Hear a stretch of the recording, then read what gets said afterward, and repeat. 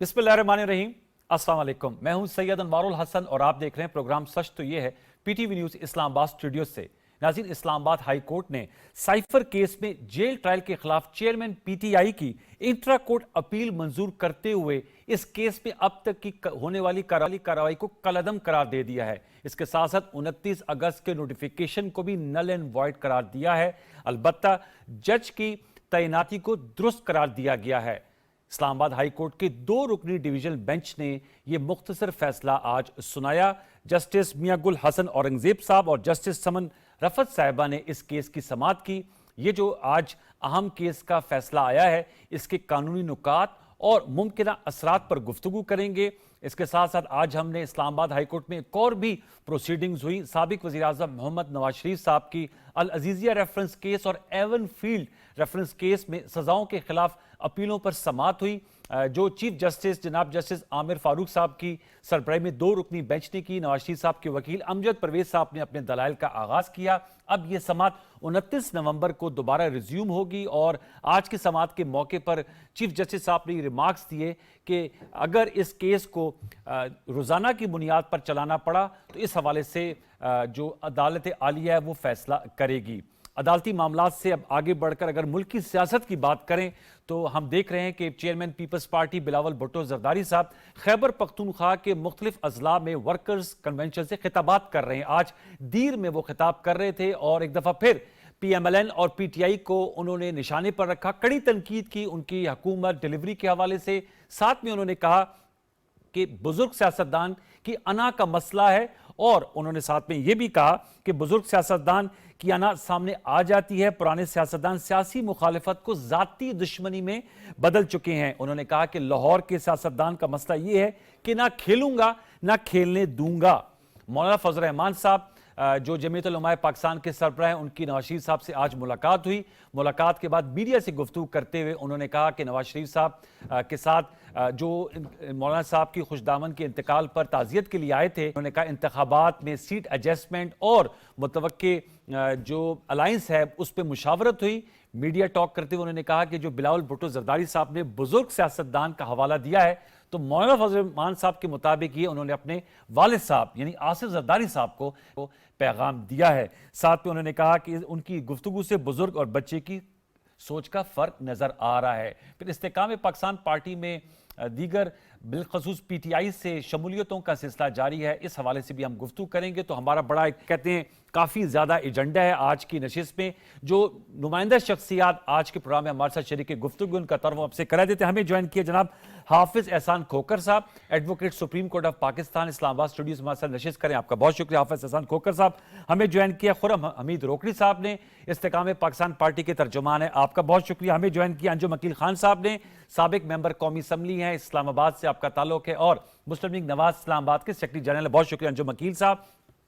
अखुजंदा चिटान साहब peoples party के मरकजी रहनुमा टेलीफोन लाइन पर हमारे साथ मौजूद हैं। आज जो दीर में वर्कर्स कन्वेंशन हुआ, जलसा हुआ, उसमें चिटान साहब भी मौजूद थे, बाजोड़ से हमें टेलीफोन लाइन पे ज्वाइन कर रहे हैं। अखुजंदा साहब आपको भी वेलकम करते हैं। तमाम मौजूद मेहमानों को बाज़ाब्ता तौर पर खुशामदीद। आप लोगों की इजाजत से गुफ्तगू खास जरा हाफिज एहसान खोकर साहब से जो साइफर केस में जेल ट्रायल से मुतल्लिक फैसला है उस पर राय लेंगे।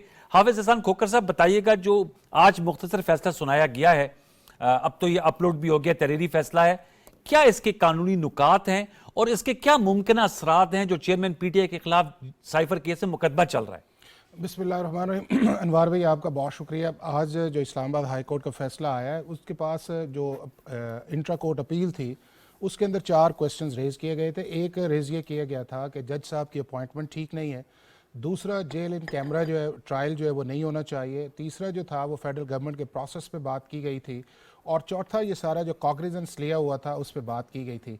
अब लीगली जो है वो इस्लामाबाद हाई कोर्ट ने सारी चीज़ों को वैलिड किया है। नंबर 1 उन्होंने वैलिड ये किया है कि जो जून के अंदर स्पेशल जज की अपॉइंटमेंट थी वो ठीक है, वैलिड है, लीगल है।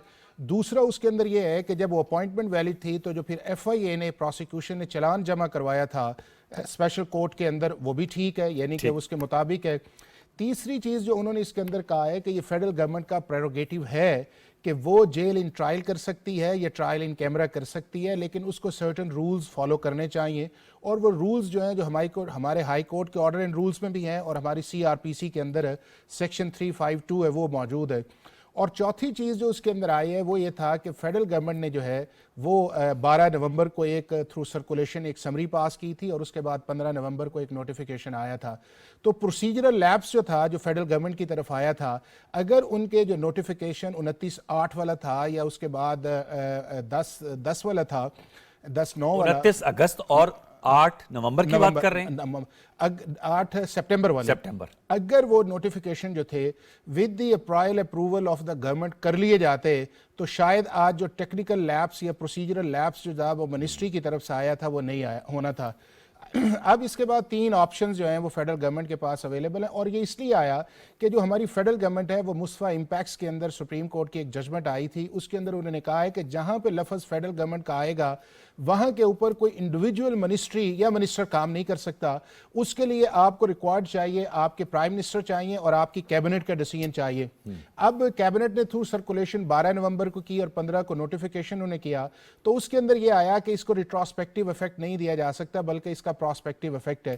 تو جب ریٹراسپیکٹیو افیکٹ نہیں دیا جا سکتا تو وہ جو پیریڈ تھا جو اگست سے لے کے آگے گیا ہوا تھا، اس کے اندر جو چارج فریم ہوا ہے یا اس کے بعد کوئی ایک وٹنسز اگر ہوئے بھی ہیں تو انہوں نے کہا ہے کہ اس پروسیس کو آپ دوبارہ کریں۔ اب فیڈرل گورنمنٹ کے پاس 3 آپشن ہیں۔ نمبر 1 آپشن یہ ہے کہ اس کو سپریم کورٹ آف پاکستان کے اندر چیلنج کر سکتی ہے کہ یہ ایک پروسیجرل چیز تھی، فیڈرل گورنمنٹ نے اسے کر دیا۔ دوسرا آپشن اس کے اندر یہ ہے کہ جو انہوں نے اس چیز کو آبزرو کیا ہوا ہے وہ اس پروسیجر کو جو 352 کا ہے اور فیڈرل گورنمنٹ کی دوبارہ ایک سمری کرے کہ یہ وہ کنسرن جینون ہے جو جج نے ریز کی ہیں، اور اس سارے پروسیس کے لیے اس طرح کے ٹرائلز کریے 3 جو سٹیک ہولڈرز ہوتے ہیں، ایک جج ہے، ایک وٹنسز ہیں اور تیسرا جو ہے وہ ایکیوزڈ ہے، اور تینوں کی جو سیکیورٹی ہے وہ بڑا امپورٹنٹ ہوتی ہے، اور یہ ڈیسائیڈ کرنا ہوتا ہے گورنمنٹ نے کہ ہم نے اس کو کس طرح مینج کرنا ہے۔ اب وہ بھی فیڈرل گورنمنٹ کے پاس آ گیا، اگر فیڈرل گورنمنٹ اس پروسیس کو جس کی آبزرویشن آئی ہے اگر فالو کر لیتی ہے تو دوبارہ جیل ان ٹرائل ہو سکتا ہے، اور جیل ان ٹرائل جیل ان کیمرہ کا ریپلیسمنٹ نہیں ہے، یا یعنی کہ اس کا متبادل نہیں ہے۔ ان کیمرہ کا مطلب یہ ہوتا ہے کہ آپ کسی کو ایکسس نہیں دیتے، اور جیل کا مطلب یہ ہے کہ آپ کی ایکسس آپ کی فیملی ممبرز کے پاس بھی ہے، آپ کے لائرز کے بھی ہے جن کو آپ بلانا چاہیں، اس کے بعد پروسیکیوشن بھی اپنے بندے لا سکتی ہے، لیکن صرف ہوتا یہ ہے کہ چونکہ ایک ریسٹرکٹڈ سا ایریا ہوتا ہے اور ایکیوزڈ کی جو موومنٹ ہے اس کو سیکیور کرنے کے لیے آپ جیل سے باہر نہیں لے کے آتے کہ لا اینڈ آرڈر کی سچویشن آ جائے یا ایسا سیکیورٹی تھریٹس نہ آ جائیں، تو اس کو کنٹرول کرنے کے لیے جیل کے اندر کیا جاتا ہے، اور پاکستان کی عدالتیں اس کو ویلڈ کرتی رہی ہیں۔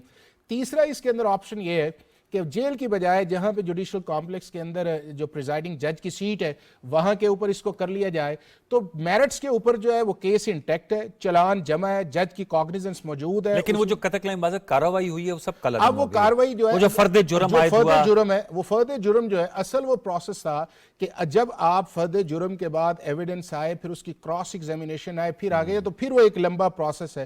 تو جو چارج شیٹ ہے وہ تو آپ جب ایکیوز ہوتا ہے اس کو آپ دے دیتے ہیں نا کہ جی یہ آپ کی چارج شیٹ ہے، تو اس کے اندر اب جو ہے رد و بدل نہیں ہے، وہ دوبارہ ایک پروسیس ہے، اور وہ پروسیس اس وقت سٹارٹ ہوگا جب فیڈرل گورنمنٹ جو ہے اس پروسیس کو ایز پر دی ہائی کورٹ آرڈر جو ہے اس کو فالو کر لیتی ہے، فالو کر کے اس جج صاحب کو تھرو نوٹیفیکیشن کنوے کر دیتی ہے۔ دونوں آپشن جیل کے اندر یا جیل کے باہر، ان دونوں صورتوں کے اندر یہ ہے کہ وہ پروسیڈنگ جہاں سے سٹارٹ ہونی تھی after the cognizance by submission of challan by the FIA، وہاں سے اس کا جو ہے آپ سمجھتے ہیں کہ ٹو بی پریسائز ویورز کی آگاہی کے لیے کہ جو پروسیجرل لیپس تھا، جو کوتاہی برتی گئی، اس کی وجہ سے یہ آج فیصلہ سامنے آیا، بالکل اسی وجہ سے آیا، اور میں یہ سمجھتا ہوں کہ اس طرح کے ہائی پروفائل کے کیسز کے اندر جو ہے وہ اس طرح کی چیزیں نہیں آنی چاہیے، اور یہ چیز ہم نے ملٹری کورٹس کے اندر بھی دیکھی ہے کہ اگر وہاں پہ بھی پراپر فیڈرل گورنمنٹ جو ہے آرٹیکل 8 کے اوپر صحیح اپنا کیس بیان کرتی کہ جی ایکسیپشنز موجود ہیں اور ان ایکسیپشنز کے ہوتے ہوئے سپریم کورٹ کی جورسڈکشن نہیں بن سکتی، تو شاید آج وہ بھی ججمنٹ اس طرح نہیں آنی تھی جس طرح آج یہ ججمنٹ آئی ہے۔ بٹ یہ ایک ٹیکنیکل چیز ہے، پروسیجرل ہے، اس کو وہیں سے کاگنیزنس سٹارٹ ہو جائے گا۔ فیڈرل گورنمنٹ کو اب ڈیو ڈیلیجنس جو ہے इस केस में भी जुडिशियल ऑर्डर चाहिए होगा या एडमिनिस्ट्रेटिव ऑर्डर? एडमिनिस्ट्रेटिव ऑर्डर चाहिए होगा ना, एडमिनिस्ट्रेटिव ऑर्डर चाहिए होगा फेडरल गवर्नमेंट का, कि यानी कि दोबारा वो जो है जज साहब या फेडरल गवर्नमेंट ये समझती है कि इस ट्रायल के लिए सिक्योरिटी इंपॉर्टेंट है, तो वो एक नई समरी जो है लॉ मिनिस्ट्री जो है वो बनाएगी, सबमिट करेगी to the prime minister cabinet, और वो अप्रूव करेगी। जब वो अप्रूव कर देगी तो फेडरल गवर्नमेंट उसको नोटिफाई कर देगी, और जब नोटिफाई कर देगी तो फिर वो प्रोसीडिंग स्टार्ट होगी। अगर वो प्रोसीडिंग जो है जेल के अंदर करना चाहते हैं, अगर वो जेल के अंदर करना नहीं चाहते तो फिर किसी फेडरल गवर्नमेंट की नई अप्रूवल की जरूरत नहीं है, क्योंकि जज की अपॉइंटमेंट लीगल वैलिड है। वो सुबह ही उसको बुला के, डेट बुला के आप चार्ज फ्रेम कर सकते हैं, जहां पे प्रिजाइडिंग जज साहब रेगुलर बैठते हैं आपके जुडिशियल कॉम्प्लेक्स के अंदर। ओके, एक मुख्तसर सवाल, उसके बाद फिर हम आपसे इजाजत देंगे क्योंकि आपने भी एक और जगह जाना है, फिर अपने पॉलिटिशियंस, ऑनरेबल पॉलिटिशियंस से गुफ्तगू करेंगे। नवाज शरीफ साहब की अपीलों के हवाले से बताइएगा, 27 नवंबर से दोबारा अब इसकी समाअत होगी और चीफ जस्टिस साहब के रिमार्क्स थे कि जरूरत पड़ी तो रोजाना की बुनियादों पे करेंगे। उन केसेस में आपको कितना वजन नजर आता है जो सजा हुई है जिसमें? देखें, वो उसके अंदर दो बड़ी वाज़ेह चीज़ें हैं कि इस सारे प्रोसेस के अंदर तीन मेन, जिस तरह मैंने कहा पहले में भी है, एक प्रोसिक्यूशन है, दूसरे एक्यूज्ड हैं या डिफेंस है जिन्होंने किया है, तीसरे जज साहब हैं। अगर प्रोसिक्यूशन का स्टैंस जो है वो इसके अंदर आ जाता है कि जिसके अंदर जो मरियम साहिबा का पहले केस जो था वो एवनफील्ड वाला, वो उसके अंदर आ जाता है, या जिस तरह प्रोसिक्यूशन ने अपनी इंटेंशन जो थी वो फर्स्ट स्टेज पे की थी, तो मेरा ये ख्याल ये है कि चूंकि 10 दिसंबर जो है वो इंपॉर्टेंट डेट है, 10 दिसंबर को आपके नॉमिनेशंस पेपर जमा होने हैं, तो 10 दिसंबर से ये फैसला आ जाएगा। लेकिन इंपॉर्टेंट हर्डल उनके लिए वो रहेगी, अगर इसमें क्विट भी होते हैं, अगर प्रोसिक्यूशन उस लेवल पे नहीं जाके उसको कंटेस्ट करती, किस पे आएगी दिक्कत? वो आएगी जो उनकी ऑलरेडी डिस्क्वालिफिकेशन है पनामा के बाद, उसकी इंटरप्रिटेशन जो है सेक्शन 232 की, चाहे वो आ गई है कि जहां पे लॉ के अंदर नहीं लिखा हुआ वहां पे 5 साल के, और उसका 2010 पे इफेक्ट दिया गया है, लेकिन मामला सुप्रीम कोर्ट के अंदर जाएगा क्या पार्लियामेंट की जो अमेंडमेंट है उसको आप through act of parliament nullify कर सकते हैं या नहीं कर सकते, या उसका इफेक्ट जो है प्रोस्पेक्टिव रिट्रोस्पेक्टिव है। लेकिन ये भी चीजें जो है वो आपके इलेक्शन डे से पहले आएंगी, ताकि जितनी भी इलेक्शन कंट्रोवर्सीज हैं वो जरूरी होती हैं कि इलेक्शन डे से पहले पहले आए, ताकि जिसने लड़ना है, that is the 8 of February, 10th of December is submission of your nomination paper। अगर वो डेट 8 फरवरी तो इंतखाबात तो 8 फरवरी से, चूंकि ये था कि जब आप नॉमिनेशन पेपर जमा करवाएंगे तो उस वक्त आएगा, चूंकि पहली हर्डल ये है कि आपकी कन्विक्शंस एक्विटल में तो आप 10 दिसंबर के लिए इंटाइटल्ड हैं, और अगर उसके बाद चूंकि लॉ के अंदर 232 मौजूद है, अगर कुछ चैलेंज करता है उसके पास रिटर्निंग ऑफिसर के पास और फिर हाई कोर्ट, और मामला फिर सुप्रीम कोर्ट का लार्जर बेंच देखेगा, क्योंकि पनामा की भी जजमेंट जो है वो 5 मेंबर्स बेंच। हाफिज एहसान खोकर साहब, बहुत शुक्रिया कि आपने दोनों कानूनी नुकात पे हमें अपनी राय है उससे हमें मुस्तफीद किया, आपका बहुत शुक्रिया। जो वकील साहब, सर आपसे अब गुफ्तगू का जरा आगाज करते हैं। सर, ये अखुंज़दा चट्टान साहब भी आ गए हैं, ये तो कानूनी मामलात तो चल रहे हैं। आज वो बिलावल साहब कह रहे थे कि चाहे वो PMLN की कारकर्दगी हो या PTI की कारकर्दगी हो, वो डिलीवर नहीं कर सकते आपकी जमात को, तो वो पाकिस्तान महंगाई लीग कहते हैं। और साथ में उन्होंने कहा कि ये जो अना की सियासत है इससे पाकिस्तान को मसाइल में से दो चार कर रखा है। जिन हालात में हमने हुकूमत टेक ओवर किया था, मुल्क अफरात ज़र का पहले बहुत ज़्यादा शिकार था, और मुल्क में आप जानते हैं माली इमरजेंसी लगने जा रही थी। इन तमाम हालात को मैं तो खराज तहसीन पेश करता हूँ शहबाज शरीफ साहब को कि उन्होंने बड़े अच्छे तरीके से टैकल किया और उस निज़ाम को संभाला। आज अल्हम्दुलिल्लाह मुल्क अपने पाँव पर दोबारा खड़ा हो रहा है। बाकी उनके जो बिलावल साहब के महंगाई हुई कैसे हुई वो साहब के सामने है, लेकिन मैं ये यकीन से कहता हूँ कि मुस्लिम लीग नून ऐसी जमात है कि जिसके पास जब अब हम वोट के लिए जाएंगे मार्केट में कुछ बेचने के लिए है। नून लीग के पास, नून लीग के पास वो कहते वोट उज़र का बयानिया था, उससे भी आप लोग हट गए ना। बाकी तमाम पार्टियों के पास, चाहे PTI हो चाहे पीपल पार्टी हो, दोनों के पास उनकी 3.5 साल की कारकर्दगी सामने देख लें और पीपल पार्टी की भी देख लें, कोई मंसूबे गिनवा दें कि ये मंसूबे ने किए हैं। और जब मैं गिनवाने शुरू करूँ मुस्लिम लीग नून के तो उसकी वो सैकड़ों में जाएंगे इंशाल्लाह। तो इसलिए मुस्लिम लीग नून के पास लोगों से बात करने के लिए बहुत कुछ है। और लोग, मैं तो खुद क्योंकि आजकल कन्वेंशन शुरू कर दी है, मैं देखता हूँ कि लोग मुस्लिम लीग नून के जो कारकर्दगी है उससे मुतमिन है। अच्छा। और उनको यकीन है कि यही मुल्क, आज जो मुल्क जिन क्राइसिस में है वही मुस्लिम लीग नून ही वह जमात है जो इंशाल्लाह मुल्क को निकालेगी। मैं इस पे दोबारा आपकी राय लूंगा। अखुंज़दा चट्टान साहब, अस्सलाम वालेकुम। चट्टान साहब, आप मुझे सुन पा रहे हैं? چٹان صاحب سے دوبارہ رابطہ کرنے کی کوشش کرتے ہیں. چٹان صاحب اس وقت باجوڑ میں موجود ہیں, ان سے دوبارہ رابطہ کریں گے. سر آپ, روکڑی صاحب, سر آپ کیا اس حوالے سے کہیں گے؟ ظاہر بات ہے استحکام پاکستان پارٹی ہم دیکھ رہے ہیں کہ زیادہ زور آپ لوگوں کا شمولیتوں پر ہے. کراچی میں بھی آج کو 30-32 کے قریب جو پی ٹی آئی کے سابق یو سی کے ممبران تھے وہ شامل ہو گئے ہیں, بلکہ موجودہ شامل ہو گئے ہیں. پھر علی نواز ایوان بھی شامل ہو گئے, فروخ حبیب صاحب بھی. تو سر یہ کینڈیڈیٹس تو پی ٹی آئی کے سارے آ رہے ہیں. وہ کل بھی میں نے سوال کیا تھا محمود مولوی صاحب سے, وہ چیئرمین پی ٹی آئی کا ووٹ بینک بھی آ رہا ہے یا وہ ادھر ہی کھڑا ہے پی ٹی آئی کے ساتھ؟ سر اب لیڈران آپ کے پاس آ رہے ہیں. شاہ جی دیکھیں, ووٹ بینک بھی آتا ہے. وہ آپ ہر پارٹی کو یا ہر سکول آف تھاٹ کو یا جو بھی پولیٹیکل سکول آف تھاٹ کے لوگ ہیں ان کو آگے ریپرزنٹیشن چاہیے, ان کو آگے مقام پر اپنے لوگ چاہیے, ان کو گورنمنٹ چاہیے, ان کو اپنے جو سوچ ہے ان کی اس سوچ کو آگے لے کر جانے والے لوگ چاہیے. تو یہ لوگ جو جوائن کر رہے ہیں آئی پی پی کو, تو ان کے پاس اور راستہ کیا ہے, کہاں جاتے ہیں؟ یہ انجم عقیل صاحب کی جماعت ہے, چٹان صاحب کی جماعت ہے, رستے تو ہیں نا؟ نہیں ہے رستہ, کیونکہ یہ جو ووٹر ہے جو ہمارے ساتھ ہمارے بھائی ہیں, وی آر فرام دیم, ہم ایک جیسے ہیں نا. میں ابھی ہلکے سے آج آپ کا, میں جب وہاں سے چلا 5 بجے میں میوالی سے یہاں پہنچ رہا ہوں, تو میرے ساتھ جو لوگ چل رہے ہیں کو نون لیگ کے چل رہے ہیں یا کو پیپلز پارٹی والے آ رہے ہیں. کس پارٹی کی چل رہے ہیں؟ اپنے وہی پارٹی جن کے ساتھ ہم نے پالیٹکس شروع کی تھی. آپ ایک مقصد کے لیے چلتے ہیں. تو جہاں استحکام پاکستان پارٹی کا کینڈیڈیٹوں کو بلے کے نشان والے نہیں ہوں گے؟ آج تو چودھری پرویز الہی صاحب نے کہا ہے کہ بلے کے نشان والے ہوں گے. پارٹیز نشانوں پہ نہیں چلا کرتی, پارٹیز شخصیات پہ چلتی ہیں.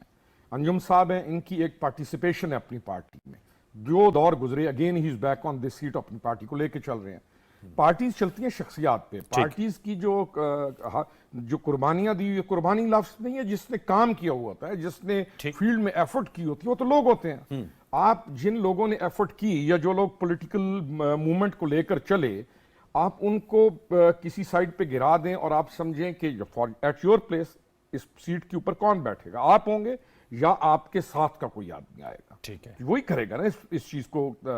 تو اب یہ نہیں ہوگا کہ آپ کہیں ناراض ہوئے سارے, تو جو یہاں پہ مثال بری نہیں ہے, کوئی ہیئر ڈریسر ہے یا کوئی اور سبجیکٹ کا آدمی ہے یا جو کوئی الیکٹریکل آدمی ہے, اس کو آپ کو کہیں گے ناراض تو نہیں ہے نا, وہ تو کہتے ہیں ہمیں تو دیوار سے لگایا گیا ہے. وہی کہہ رہا ہوں نا جی.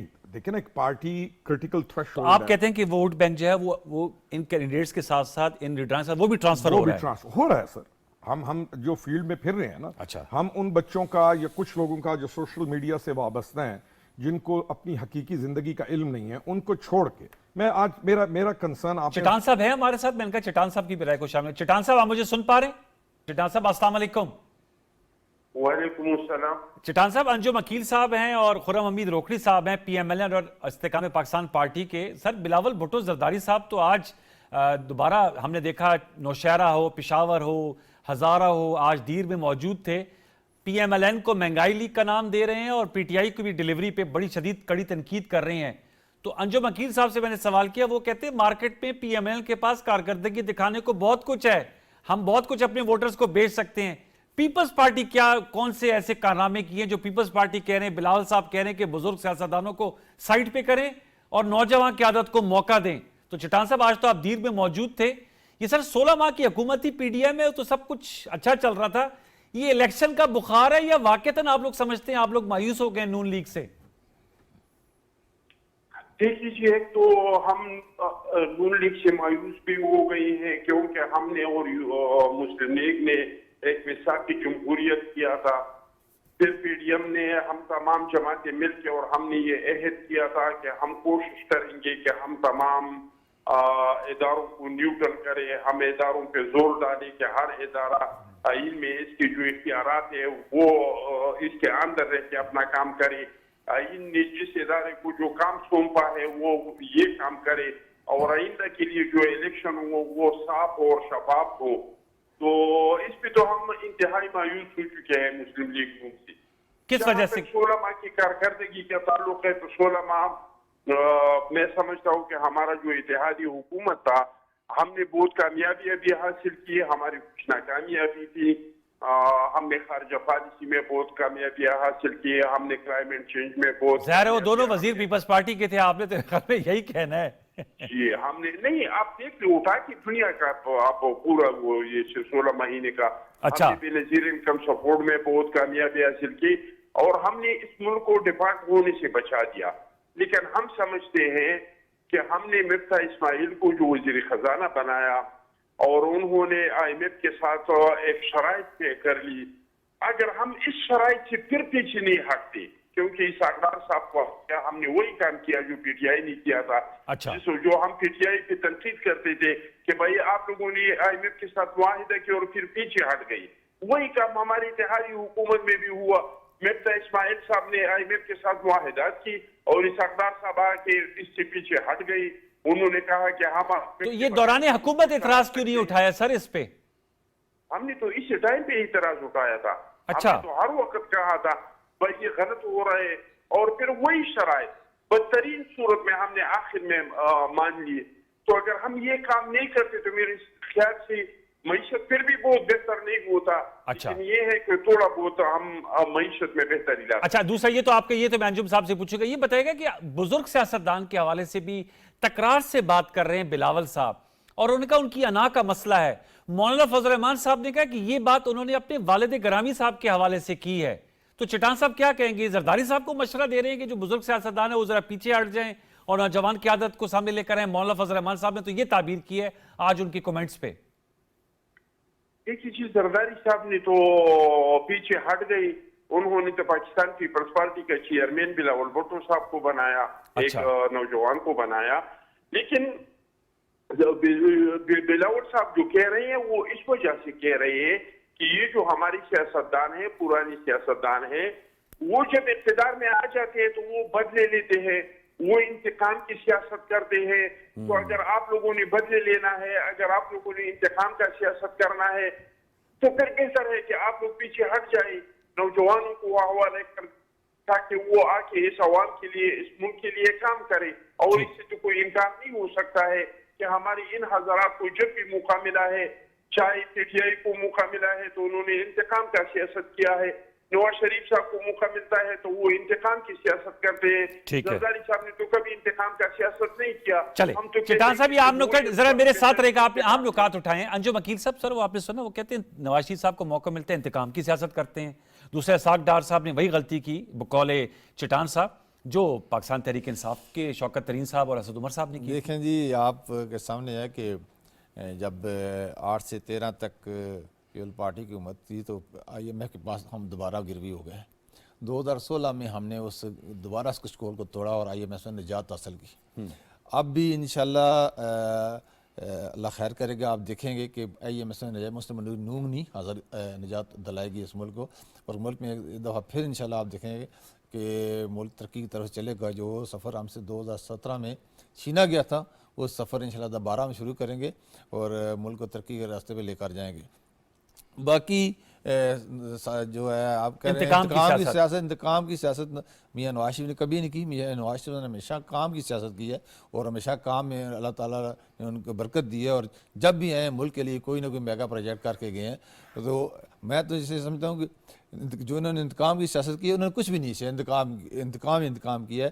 پی ٹی آئی نے 3.5 پونے 4 سال لگائے ہیں، صرف انتقام لیا ہے اور کچھ بھی نہیں، سوائے گالی کے علاوہ ملک کو کچھ بھی نہیں دیا۔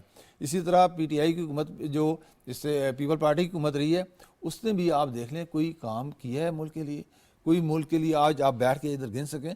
تو ہم کام کی سیاست کرتے ہیں، ہم انتقام کی سیاست نہیں کرتے۔ اور ابھی میاں صاحب نے جو آپ نے 21 تاریخ کو تقریر بھی سنی ہوگی، انہوں نے کہا جی ہم تمام جنہوں نے ہمارے ساتھ جاتی ہیں سب کو بھول کے ہم پاکستان کی بات کریں اور انشاءاللہ پاکستان کو آگے لے کر جائیں گے، کہ تمام جماعتوں کو ساتھ لے کر آگے جائیں گے انشاءاللہ۔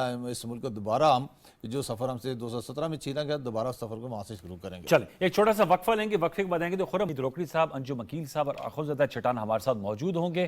ایک چھوٹا سا وقفہ شامل کرتے ہیں، دوبارہ لوٹ کے آتے، ہمارے ساتھ رہیے۔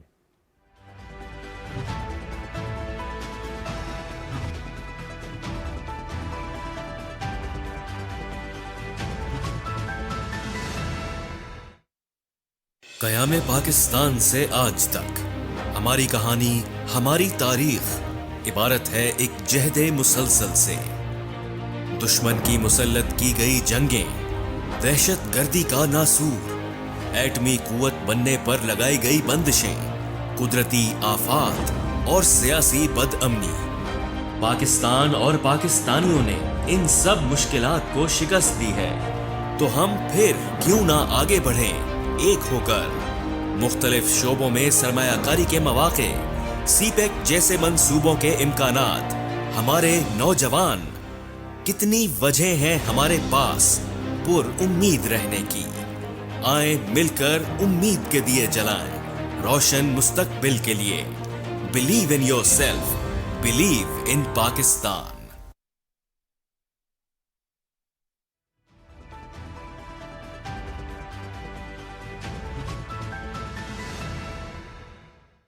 एक दफ़ा फिर खुश आमदेद। मुल्की सियासत में जो इस वक्त गर्मा गर्मी है उस पर हम गुफ्तगू कर रहे हैं, कितनी ये मीनिंगफुल है, और आप जो वोटर्स हैं क्या वो इन नारों से या इन गुफ्तगू से अट्रैक्ट होते हैं। खुर्रम रोकड़ी साहब, आप सर क्या कहेंगे?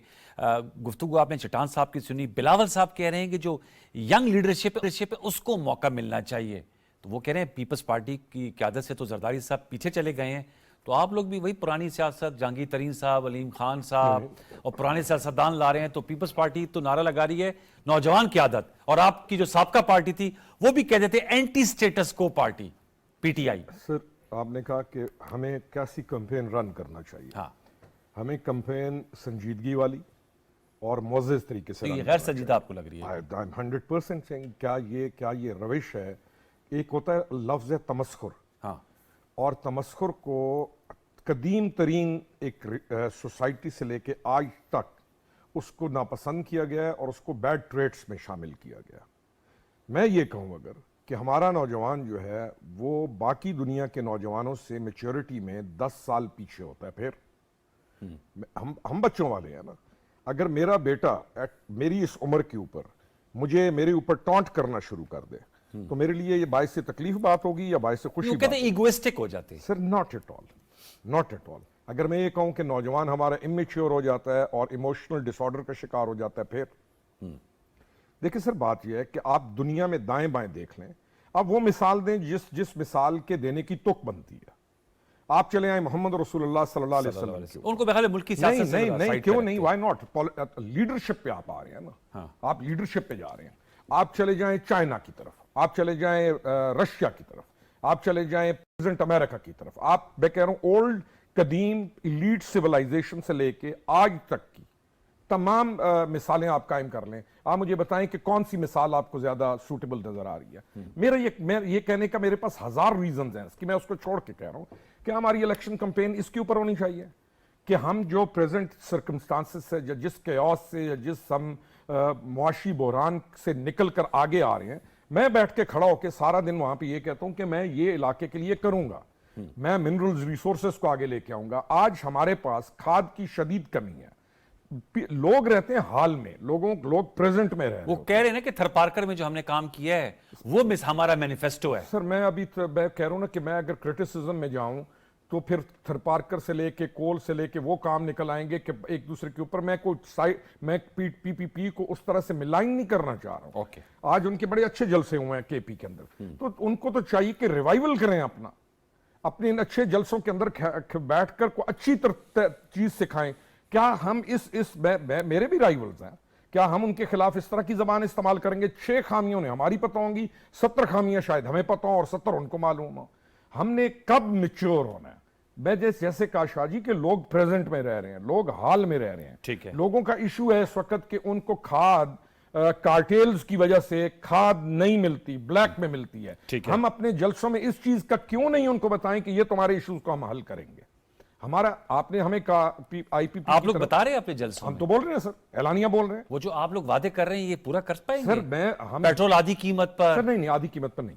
वो जो वादा है ना कि बाइक वाले को इतना इस रेट पे मिलेगा, या जो वादा है कि हम बिजली का ये चीज आपको इतने यूनिट्स फ्री दे देंगे, कोई भी दर्द दिल रखने वाला सही पाकिस्तानी लीडर जिस दिन बैठ गए सीटों पे, ये चीज ही कोई नहीं। हमारे पास तो वो कुछ है। मैं आपके प्रोग्राम आखिरी सर, इस्तेकाम पाकिस्तान पार्टी के जितने रहनुमा है वो sir, tested, tried from different parties. ना सर, अलीम खान टेस्टेड नहीं है। पीएमएलक्यू के दौर में सर, वजीर नहीं, थे, अलीम खान मुशर्रफ साहब के दौर में। अलीम खान काम करने वाला आदमी है। 4 साल खान साहब के दौर में नहीं, सर, पंजाब में थे। नहीं सर, क्या करने दिया उसने? जहांगीर तरीन साहब बुजदार जब आपका वजीर रह चुके हैं वफाकी। जब बुजदार जब चीफ मिनिस्टर होगा कुछ भी नहीं होगा। आपकी टीम आप पे चलनी है। जितनी मर्जी लायक हों, अगर आप उनको नहीं चलाएंगे। मेरा एक पॉइंट जी, जी, फिर मैं हमारा पॉइंट है कि हम पावर सेक्टर को ठीक करेंगे।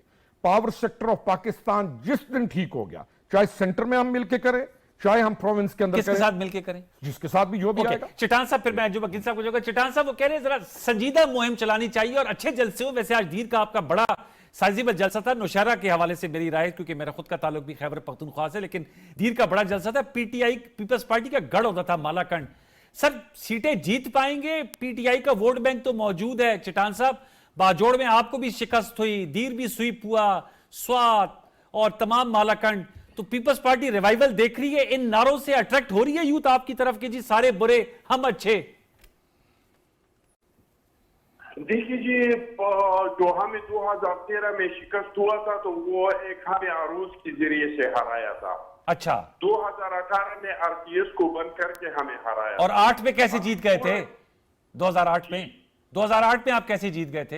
हम सिर्फ 2008 में नहीं जीते थे, हमने तो 88 में भी जीते थे के आपके हवाले से कह रहा था मैं कह रहा हूं कि हमने तो हमेशा से हमारे खिलाफ सियासी इंजीनियरिंग होता है। अच्छा। इसके बावजूद भी हम जीतते हैं। हमने 2002 में भी जीता था, फिर पेट्रियट बना के और हमें कमजोर कर दिया। हम तो जीते हैं, अवाम के जरिए से जीते हैं। तो 2018 में तो हमें इस तरीके से जो था हराया गया था, तो हमें यकीन है इंशाअल्लाह ताला कि हमने इस कौम का खिदमत किया है। जब साफ अच्छा चिटान साहब, माजरत आपकी मैं बात काट रहा हूं, आपको हराया जाता है, आप कह रहे हैं पॉलिटिकल इंजीनियरिंग। सिंध में 15 साल से आप जीत रहे हैं, तो ये इंजीनियरिंग सिंध में नहीं होती, बाकी सूबों में होती है? क्यों नहीं होती है जी? सिस्टम में सारी पार्टियों को इकट्ठा करके कभी जीडीए बनाते हैं, 8 पार्टियों का इतिहाद करवाते हैं, कभी 9 पार्टियों का इतिहाद करवाते हैं। लेकिन आप मुझे बताइए, सिंध में पाकिस्तान पीपल्स पार्टी के अलावा कोई पार्टी है? आप मुझे बताएं। ये सर एमक्यूएम के बंदे भी आज आपने 3 ले लिए हैं। वहां पे आपको मुस्लिम लीग नजर आ रहा है? वहां पे आपको पीटीआई का कोई नजर आ रहा है कि पीटीआई कोई है? वहां पे है एक पार्टी की, पीपल्स पार्टी के। तो एक पार्टी को आप कैसे हराएंगे जब पूरी सूबे में एक पार्टी है? और पंजाब में? और आपके लंजम साहब मेरा भाई है, एक साथ असेंबली में रहे हैं। अच्छा। लेकिन उन्होंने कह दिया कि पीपल्स पार्टी ने किया क्या है। हाँ। भाई इस मुल्क में जो कुछ किया है तो पाकिस्तान पीपल्स पार्टी ने किया है। पाकिस्तान पीपल्स पार्टी के अलावा किसी ने क्या किया है? हमें हमेशा जो हुकूमत मिला है, मुल्क मिला है, टूटा फूटा मुल्क मिला है। हमें बांग्लादेश के बाद पाकिस्तान मिला, हमने एक ताकत बनाया। हमें जब के बाद हुकूमत मिला, हमने पाकिस्तान को मजबूत कर दिया। हमें मुशर्रफ के दौर में एक ऐसा पाकिस्तान मिला जो शुरुआत के पाकिस्तान का झंडा उतारा गया। जी, ये बात सही है। सीरिया पे रेड ऑफ द गवर्नमेंट खत्म हो चुका था। जी, जी। बलूचिस्तान में तराना बजाना बंद हो गया था। जो लोग आदि के लिए कतारों में खड़े होते थे, जो लोग चीनी के लिए कतारों में खड़े होते थे, अल्लाह के फजल से हमने सवार पे झंडा लगाया, बलूचिस्तान में तराना बजाना शुरू हुआ। तो इस मुल्क में जो कुछ किया है तो हमने, हमारे अलावा तो लोगों ने सिर्फ कर्ज ही लिए। चले, अंजुम साहब वो कह रहे हैं कि आपके कुलीग रहे, चिटान साहब वो कह रहे हैं आप इनके साथ असेंबली के मेंबर थे, उनका किया ही हम कुछ थे, हम सब ने, आपने क्या किया है? आप कहते हैं आपने किया, उन्होंने कुछ नहीं किया। देखें जी, अगर मोहतरमा बेनज़ीर भुट्टो साहब का मर्डर ना होता तो मैं नहीं समझता कि इनको 2008 में हुकूमत मिलती। अच्छा, ये मोहतरमा की शहादत की वजह से लोगों ने बहुत ज़्यादा पीपल पार्टी के साथ हमदर्दी की है और लोगों ने वोट दिए हैं, लेकिन उसमें डिलीवरी कोई नहीं थी। फिर भी कहते हैं कि बुजुर्ग सियासतदान जो है वो तजर्बे का निमल बदल कोई भी नहीं है, और अब पाकिस्तान को अब तजर्बाकार लोग चाहिए जो मुल्क को आगे लेकर जाएँ। आप ये बताएं कि जितने इस मिनिमम टाइम में 15 महीनों में बिलावल साहब ने एज ए खारजा मिनिस्टर जितने टूर्स किए हैं, उनमें से हासिल क्या हुआ है? वो कह रहे हैं हमारी कामयाबी वही क्या, है। क्या बताएं ना कि किस मुल्क ने उसके बाद, इनकी विजिट के बाद मुल्क के साथ कोई खुसूसी हमारे तलकात में सर वो पहले से निकले थे ना, वो उनकी वजह से नहीं निकले, वो उनकी वजह से नहीं निकले, वो हम अपनी पॉलिसी से। बात ये बताएं कि मैं समझता हूँ जितने सबसे ज़्यादा विजिट उन्होंने किए और रिटर्न कुछ भी नहीं हुआ। अगर यही कोई तजर्बाकार वज़ीर ख़ारजा होता तो बहुत कुछ गेन करता है इतने विजिट में। मैं तो समझता हूँ कि हमने कुछ नहीं गेन किया। बाकी सियासत अपनी अपनी है, लेकिन मैं फिर भी यही कहूँगा कि इस वक्त मुल्क जिन हालात में है, जिस तरह हमने इससे पहले चार्टर ऑफ डेमोक्रेसी किया था, अभी हमें चार्टर ऑफ इकॉनमी करना चाहिए। مل کے تمام پارٹیوں کو ملک کو آگے لے کر جانا چاہیے، کیونکہ اس وقت ملک کسی مزید دھچکے کا متحمل نہیں ہو سکتا۔ اور یہ پولیٹیکل انجینئرنگ کا کہتے ہیں کہ ہمیشہ پیپلز پارٹی کے خلاف پولیٹیکل انجینئرنگ ہوئی ہے۔ دیکھیں جی، پولیٹیکل انجینئرنگ آپ دیکھ لیں جو ہوئی ہے وہ 2018 میں ہوئی ہے، وہ آپ کو نظر آ رہی ہے سب کو۔ اس کے علاوہ اس سے پہلے کبھی بھی پولیٹیکل انجینئرنگ کسی کا اتنا بڑا الزام نہیں لگا جو پچھلے پی ٹی آئی کے ایک لاڈلے کو لے کر آئے ہیں، تو وہ اس سے پہلے کبھی تھوڑا بہت سر وہ دھرنے دیا، آپ اسلام آباد سے تعلق ہے، 2013 کے الیکشن کے بعد خان صاحب نے 126 دن کا دھرنا دیا تھا، روکڑی صاحب اس وقت ان کے ساتھ تھے، وہ بھی مبینہ دھاندلی پر ہی تھا۔ وہ بھی ایک پوری سازش تھی، اچھا پوری سازش تھی۔ اس سازش کا آج وہ پورے دنیا کو پتہ چل چکا ہے کہ پاکستان کے خلاف کس طرح سازش کی گئی، ایک بندے کو نہ پالا گیا اور اس کو لے کر آئے۔ آج بھی وہ یقین کریں کہ ایک فارن ایجنٹ کے حیثیت سے کام کر رہا ہے ملک کے اندر، اس کی پوری پارٹی جو ہے نا اس کا ایجنڈا۔ آپ یہ دیکھیں کہ عمران خان فرسٹ ٹائم آئے تھے، لیکن اس کے ساتھ جو بڑے بڑے لوگ ہیں وہ تو 3 4 5 بار الیکشن لڑ چکے۔ وہ کہتے سب نئے لوگ ہیں استحکام پاکستان میں، وہ سارے ایکسپیرینس لوگ تھے نا، ہاں کیوں نہیں ملک کے آگے لے کر جانے کی بات کی؟ ان کا ایجنڈا ہی یہ تھا کہ ملک کو تباہ کرنا ہے، ملک کو ایک ایسے پھر انجم صاحب بسد احترام، لیکن اسلام آباد کی آپ سیٹ سے آپ سے ہمیشہ وہ جیت بھی جاتے تھے اسد عمر صاحب، 2013 کا الیکشن لے لیں، 18 کا لے لیں، تو لوگ پھر ان کو پذیرا ہی دیتے تھے نا، اسلام آباد کے بڑے پڑھے لکھے لوگ ہوتے ہیں، ایسا ایجنڈا تھا۔ تو 2018 میں جس طرح ہوا الیکشن، اس کا میں بھی گواہ ہوں اور آپ کا میڈیا بھی سارا گواہ ہے کہ پولنگ ایجنٹ کے اندر لوگ کھڑے ہیں، اور میں خود MNA کا الیکشن لڑ رہا ہوں، میرا حلقہ ہے، تو مجھے اپنے پولنگ اسٹیشن کے اندر جانے کی اجازت نہیں دی گئی۔ وہ الیکشن نہیں تھا، تو 2024 کا جو الیکشن ہے وہ مختلف ہوگا 2018 سے؟ بالکل مختلف ہوگا جی۔ دیکھیں اگر الیکشن فیئر نہیں ہوگا تو میں سمجھتا ہوں کہ کوئی حکومت بھی نہیں چل سکتی، اور یہ الیکشن فیئر ہوگا۔ ہاں یہ بات ہے کہ فیئر الیکشن ہوگا۔ دوسرا میں دوبارہ لوٹ کے آؤں گا کہ آپ کا کیا ایجنڈا ہے فیڈرل کیپٹل کے حوالے سے، وہ بھی میں جانوں گا۔ روکڑی صاحب آپ اس حوالے سے کیا کہیں گے؟ پیپلز پارٹی کی جو تاریخ ہے وہ تو ہے، مطلب it's a very establish political party, اور بہت سے جو انہوں نے باتیں کی ان سے میں اتفاق بھی کرتا ہوں۔ کارکردگی سر آپ نے کہا پاور سیکٹر کی بات کریں گے، ظاہر بات ہے، ساتھ میں سر یہ جو شمولیتیں ہو رہی ہیں اس کے حوالے سے جو ایک پرسیپشن ہے روکڑی صاحب، اس پہ آپ کیا کہیں گے کہ جو شخص جو ہے وہ پی ٹی آئی سے کے ساتھ کھڑا ہوتا ہے اور کچھ دن بعد دیکھتے ہیں تو وہ استحکام پاکستان پارٹی میں جا رہا ہوتا ہے اور آپ اس کو ویلکم کرتے ہیں، تو صرف چیئرمین پی ٹی آئی کے علاوہ جو بھی آئے گا اس کو ویلکم کریں گے، وہ تو کہہ رہے ہیں ساری پارٹی کا ایجنڈا ہی فورن ایجنڈا تھا۔ نہیں دیکھیں وہ انجم صاحب کا اپنا تاثر ہے کہ ساری پارٹی کو شامل کر دیں، یہ ان کا اپنا تاثر ہے، لیکن ہم اس تاثر کو تو ڈینائی کرتے ہیں، یہ تاثر نہیں ہونا چاہیے۔ غلطی کو غلطی کہا جائے، درست چیز کو درست چیز کہا جائے۔ پیپلز پارٹی جو ہے بلا شبہ ایک میں کئی دفعہ یہ کہتا ہوں کہ جو لیڈرشپ ہے، جو پروونشل لیول پہ یا نیشنل لیول پہ لیڈرشپ ہے، وہ سب سے زیادہ پیپلز پارٹی کے پاس موجود ہے، جو پڑھے لکھے بھی ہیں اور ایکسپیرینس بھی ہیں۔ میرا جو کہنے کا مقصد ہے وہ یہ ہے کہ ہم نے میچور پالیٹکس کو فروغ دے رہا ہے، ہم نے اپنے ایک اس روش سے ہم نے نکلنا ہے کہ ہم کراؤڈ کو راضی کرنے کے لیے ہم اپنے آپ کو ایسے لیول پہ لے جاتے ہیں کہ ایک ایسا ماحول کریٹ ہو جاتا ہے کہ وہ بھی غیر سنجیدہ اور اوپر بندہ کھڑا ہوا بھی غیر دل فریب نعرے تو ہمارا کلچر ہے، لوگ دس لگاتے از ہیں رانگ سر۔ ہم کب نکلیں گے اس فریب کی سیاست سے، اس آئیڈیلزم کی ایموشنل سیاست سے کہ وہ باتیں کرنا جو کر بھی نہیں سکتے ہیں، اور لوگوں کے جو جذبات ہیں ان کو انسائٹ کرنا، ان کو پرووک کرنا، کیوں؟ لیکن جو لوگوں کا ایک پرسیپشن ہے کہ جو ان کے ساتھ جب تک تھے تو برے تھے، آپ کے ساتھ آ گئے ہیں تو دودھ کے دھلے بن گئے ہیں۔ لوگوں کا یہ پرسیپشن نہیں ہے۔ لوگوں کو دوسری پارٹیز کو جب یہ 16 مہینے کی گورنمنٹ تھی اور پیپلز پارٹی کے پاس جو منسٹریز تھیں وہ اپنی منسٹریز کے اندر گھومے ہوئے تھے، جو نون کے پاس تھی وہ نون کی 16 مہینے کی اس ٹائم کے اندر انہوں نے کس بندے کو اپنے ساتھ ملانے کی کوشش کی؟ پارٹیز کمزور ہیں، پرسنالٹی سٹرانگ ہیں، لے کے آئے نا انجم صاحب کی پارٹی کے اندر آن دا بیسس آف میرٹ ذرا شامل کر کے دکھائیں، ان کے حلقے میں نون والے کا شامل کر کے دکھائیں۔ انجم صاحب نے وہ کام کرنا ہے نون کے ساتھ کہ نون اس بندے کو یہاں سے ہو سکتا ہے اسلام آباد چھوڑنے پہ مجبور کر دے۔ دیکھیں سر مطلب اجاراداریاں قائم ہیں 100% سر، اچھا 100% یہ ہے، پرسنالٹی سٹرانگ ہے۔ میں یہ نہیں کہہ رہا ہوں کہ وہ اس پہ بری کوئی چیز ہے، سٹرانگ ہے، پارٹیز کمزور ہیں۔ کیوں انجم صاحب یہ کہہ رہے ہیں کہ آپ سپیس ہی نہیں دیتے نئے بندے کو، اس لیے پھر لوگ کہتے ہیں چوائس کیا ہوگی؟ میں پہلی تھوڑی سی کلیئرنس کر لوں جو غلط سمجھی گئی ہے کہ میں نے یہ کہا کہ بڑے ایکسپیرینس لوگ تھے، پی ٹی آئی کی حکومت میں عمران خان، چلو وہ فرسٹ ٹائم آئے تھے، باقی ایکسپیرینس لوگ تھے، لیکن ان کو کام نہیں کرنے دیا گیا. میں یہ بات کس نے روکا تھا ان کو کام کرنے سے؟ نہیں، کام اس لیے نہیں کرنا گیا کہ وہ عمران خان جس طرح جنگیر ترین کو اور دوسرے لوگوں کو مختلف طریقوں سے نکال رہے تھے یا ان کا پریشر رکھا تھا. ایک گروپنگ بنی ہوئی تھی، ایک وہ لوگ جو پاکستان سے محبت کرنے والے تھے، ایک وہ لوگ جو ایک فارن جنرل چلا رہے تھے. اس لیے پی ٹی آئی کوئی ڈیلیورنس نہیں. اب جو وہ لوگ جو چلا رہے تھے ان کے پاس گئے ہیں تو وہ ٹھیک ہو گئے.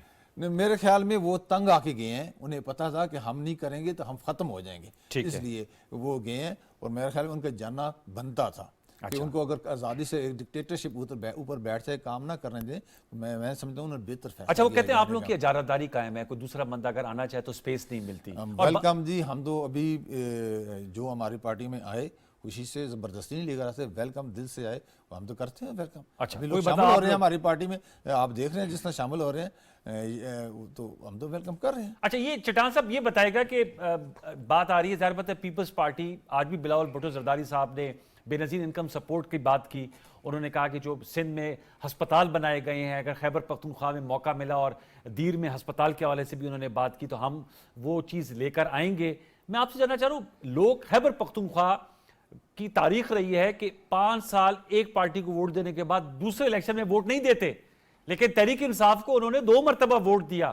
اس دفعہ پیپلز پارٹی اپنے آپ کو کہاں دیکھ رہی ہے خیبر پختونخوا کے حوالے سے؟ اگر ہم بات کریں پنجاب اور سندھ اور بلوچستان کی ابھی نہیں بات کرتے، اگر میں آپ سے پوچھ پاؤں.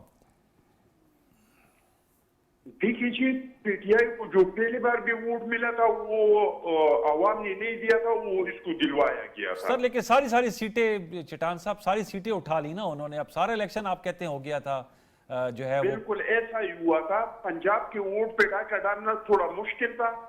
آر پی ایس کو بٹھا دیا. جب ان کو پتہ چلا کہ عمران خان پنجاب کے ہار گئی تو کراچی اور پختونخوا کی جتنی سیٹس تھے وہ پی ٹی آئی کی جھولی میں ڈال دیے.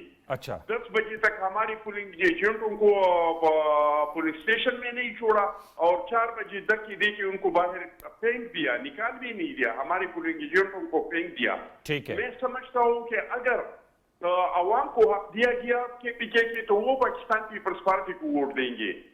کے پی کے عوام کی 3 مطالبات تھے، پوری قوم کے تھے، چاہے جس کا تعلق مسلم لیگ نون کے ساتھ ہو، جس کا پی ٹی آئی کے ساتھ ہو، جس کا پیپلز پارٹی کے ساتھ ہو. اور وہ مطالبات کیا تھے؟ پہلا مطالبہ یہ تھا کہ ہمیں صوبائی حقوق ملنا چاہیے. ہماری جو ہائیڈل پاور ہے، ہمارے جو معدنیات ہے، ہمارے جو منرل ہے، ہمارے جو مائنز ہے، اس پہ ہمارا حق ہونا چاہیے. صوبائی خود مختاری کا وعدہ زرداری صاحب نے پورا کیا.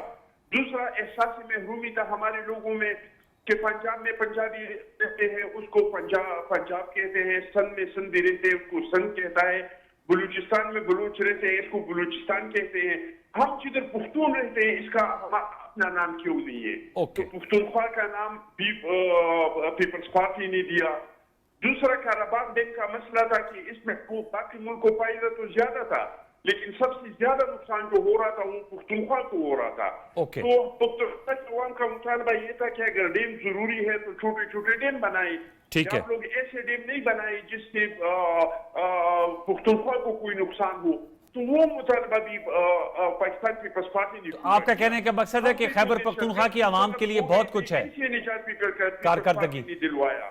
ٹھیک ہے. شہادت دی کہ خیبر پختونخوا میں امن لایا. تو عوام تو پیپلز پارٹی کو ووٹ دیتے ہیں، لیکن جب بھی ہمیں ہرایا گیا ہے پولیٹیکل انجینئرنگ کے ذریعے، سیاسی انجینئرنگ کے ذریعے ہمارے ووٹ پہ ڈاکہ ڈال کے ہمیں ہروایا ہے. لیکن اب تو زرداری صاحب نے آصف زرداری صاحب نے بھرپور اعتماد کا اظہار کیا نا الیکشن کمیشن پہ. دیکھیے جو انہوں نے امید ظاہر کیا ہے، بھرپور اعتماد کا اظہار نہیں کیا ہے. اچھا، امید ظاہر کیا ہے. امید ظاہر کیا ہے کہ میں امید رکھتا ہوں کہ انشاءاللہ تعالی آنے والا جو الیکشن ہوگا وہ صاف اور شفاف. تو پھر بلاول صاحب کیوں امید نہیں رکھ رہے؟ وہ کیوں بار بار کہہ رہے ہیں کہ الیکشن جو ہے وہ انتظامیہ کی بنیاد پہ نہیں عوام کی بنیاد پہ لڑنا چاہیے، اور والد صاحب کہہ رہے ہیں کہ وہ امید کا اظہار کر رہے ہیں؟ تو کیا وجہ ہے کہ دونوں کے بیانات میں ڈسکنیکٹ کیوں ہیں چٹان صاحب؟ کوئی نہیں ہے جی. بلاول صاحب ماضی کے حوالے سے کہہ رہے ہیں. بلاول صاحب وہ ابھی کہہ رہے تھے، کل انہوں نے کہا نوشہرہ میں کہا ہے سر نوشہرہ میں انہوں نے کل کہا ہے کہ اگر نتائج کا پہلے سے ہی معلوم ہے تو الیکشن کے انعقاد کا فائدہ ہی کوئی نہیں. کل کہا انہوں نے. دیکھیے جی وہ کچھ لوگ دعوے کر رہے ہیں کہ ہم इधर से इतनी सीट लेंगे, इधर से हम उतने सीट लेंगे, जो कि जमीनी हक़ाइक़ ऐसे नहीं है। अच्छा, ये राना सनाउल्लाह साहब की स्टेटमेंट को कोट कर रहे हैं। अंजुम साहब वो कह रहे हैं कि आप लोग कैसे क्लेम कर रहे हैं कि आप पंजाब में 120 सीटें ले लेंगे, 125 ले लेंगे, और आपका जमीनी हक़ाइक़ तो ये है कि ये बाहर अवाम में जाती है तो अवाम का इनको शदीद रद्द-ए-अमल मिल जाता है। जनाब अली, उसके बाद अगर ये सीटों के तादाद, देखें जी, हम अवाम में जा रहे हैं, आपको रद्द-ए-अमल मिल रहा है? पजीराई हो रही है, बहुत ज़्यादा पजीराई हो रही है मुस्लिम लीग नून की, और चाहे वो KPK में जा रहे हैं, चाहे चटान बलुचिस्तान साहब की में आडियो जा रहे बोलिएगा, हैं, कुछ कह रहे थे। जी जी, चटान साहब सुनिएगा। जी जी, बलुचिस्तान में जाएं, KPK में जाएं, पंजाब में, और इवन के सिंध में भी हमें पजीराई मिल रही है। वो तो कहते हैं सिंध में आपका लीडर ही कोई नहीं है, अभी चटान साहब कह रहे हैं। हमारे साथ शामिल हो रहे हैं। अब सिंध में हमारी पार्टी बड़ी अच्छा अभी डिलीवर कर रही है। इंशाल्लाह आप देखेंगे कि कितने लोग हमारे साथ शामिल होंगे। तो ये जो कहते हैं पॉलिटिकल इंजीनियरिंग, पॉलिटिकल इंजीनियरिंग जो हुई है वो सबके सामने है। हम पहले भी मेरिट पे आए थे, अब भी मेरिट पे आएंगे। लोगों को सिर्फ और सिर्फ यकीन करें, इस वक्त उम्मीद मुस्लिम लीग नून से है, मियां मोहम्मद नवाज शरीफ से है कि वो मुल्क को इस जो दलदल से निकालेंगे। ये किस सब जो मार्केट में पार्टियां हैं सबको लोग चेक कर चुके हैं, इवन नून को भी चेक कर चुके हैं। नून की डिलीवरेंस आप देखें कि कंपेयर करें। मैं खुद भी तकरीर करता हूँ, लोगों को कहता हूँ कि आप 2 मिनट मुस्लिम लीग नून की कारकर्दगी और बाकी जमातों की कारकर्दगी देखें, और हमें जो अदवार मिले हैं वो अदवार नामुकम्मल मिले हैं। सबसे बड़ी जो भी हमारी हमें अवाम ने मैंडेट दिया, उस मैंडेट को दरमियान में जाकर कहीं ना कहीं उसको हिट लगाएगी, और उसको मैंडेट को वहाँ पर रोका गया। हम जो पाकिस्तान की तरक्की के लिए हम मेहनत कर रहे थे, वो सारी रोकी गई। इसके बावजूद, इन तमाम साजिशों के बावजूद हमने पाकिस्तान की जो की है वो आज अवाम के सामने है। टुवर्ड्स द एंड, रोकनी साहब, सर सुबह खुद मुख्तारी की बात हुई है। 18वीं तरमीम के हवाले से बिलावल साहब ने आज दीर में कहा, इसाक डार साहब हों, इरफान सदीकी साहब हों, वो कह रहे हैं कोई प्लान नहीं है इसको रोल बैक करने का। Your thoughts, last comment sir. देखें जी, इस 18th अमेंडमेंट के बाद नेशनल लेवल की पार्टीज राजी हो गई सूबों के ऊपर, और इसी 18th अमेंडमेंट के बाद उन्होंने एक्सपेंशन को छोड़ा, और आज को जलसे नजर आ रहे हैं। Again they will shrink back to the provinces, और ये कहते हैं हमारे लिए हैं प्रोविंसेस। बात असल की तरफ किसी दिन मौजू इसको छेड़िएगा 18th अमेंडमेंट को और उसके समरात, और हम उस 18th अमेंडमेंट से क्या फवायद ज़ात के लिए हासिल करते हैं या एक नेक्सस के लिए, और हम पे बैक क्या करते हैं पब्लिक को। इस पे लाजमी प्रोग्राम रखिएगा कि हम ऑन ग्राउंड करते क्या। इन प्रिंसिपल इस्तेकाम पाकिस्तान पार्टी जो है वो 18वीं तरमीम को सपोर्ट करती है, जो सूबों को हकूक और वसाइल मिलते हैं। हकूक डिसेंट्रलाइजेशन लाजिम है, लेकिन हकूक की फरामी इस तरीके से ना हो कि हकूक चले जाएं सारे के सारे 15 बंदों के पास, और जिनके लिए जाने थे वो बढ़ जाएं खड्डे के अंदर। ये नहीं होना चाहिए सर, दैट्स व्हाट वी सी। अच्छा, यानी हमने ये जो आपका एक हमारा है ये टूरिज्म वालों का, हमने तबाह बर्बाद करके रखती है। कुछ डिपार्टमेंट्स उनमें से ऐसे हैं जो प्रोविंसेस नहीं चला सकते, और उनके जाने की वजह से 18th अमेंडमेंट की वजह से आपका वो पूरा सेटअप कोलैप्स कर गया। ओके, चलिए इस पे हम डिबेट रखेंगे, ये लाज़मी है, नुक्ता है, लेकिन इसको किसी दिन लेके आएं। जरूर हम लेकर आएंगे। आपका बहुत शुक्रिया खुर्रम हमीद रोकड़ी साहब, अंजुम अकील खान साहब आपका बहुत, अखुंज़ादा चटान साहब आपका शुक्रिया, और हाफिज एहसान खोकर साहब ने इस्लामाबाद हाई कोर्ट की जानिब से जो डिवीजन बेंच में जो चेयरमैन PTI की अपील पर फैसला है उस पर अपनी कानूनी राय से हमें आगाह किया। आज की नशिस्त पे यही कुछ। सोशल मीडिया पे अपनी राय से नवाजिएगा। कल तक के लिए सैयद अनवारुल हसन और प्रोग्राम सच तो की प्रोडक्शन टीम को इजाजत दीजिए। अपना बहुत सा ख्याल रखिए। अल्लाह ने के बाद।